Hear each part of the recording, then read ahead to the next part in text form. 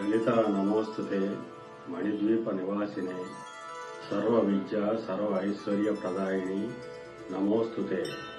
శ్రీమాత్రే నమః. శ్రీమాత్రే నమః. మిత్రులందరికీ శుభోదయం. కుంభలగ్న జాతకులకి మంగళవారం ఏ హోరా కాలాలు ఎటువంటి ఫలితాలు ఇస్తాయనే విషయం మనం తెలుసుకుందాం.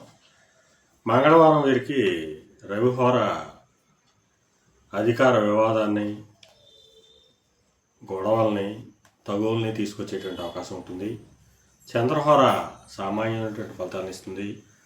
కుజహోర తీవ్రమైనటువంటి నష్టాలని, విరోధాలని, ఉద్రేక స్వభావాన్ని కలిగించేటువంటి అవకాశం ఉంటుంది.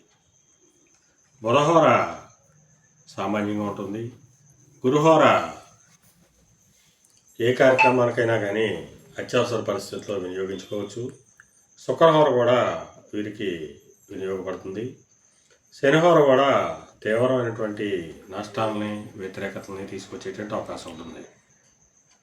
మొత్తంగా ఈ కుంభలగ్న జాతకులకి మంగళవారం చాలా వరకు కూడా నష్టాలని తీసుకొచ్చేటువంటి అవకాశం ఉంది. అందువలన తగిన జాగ్రత్తలు తీసుకోవాల్సిందిగా తెలియజేయడం జరుగుతుంది. శ్రీమాత్రే.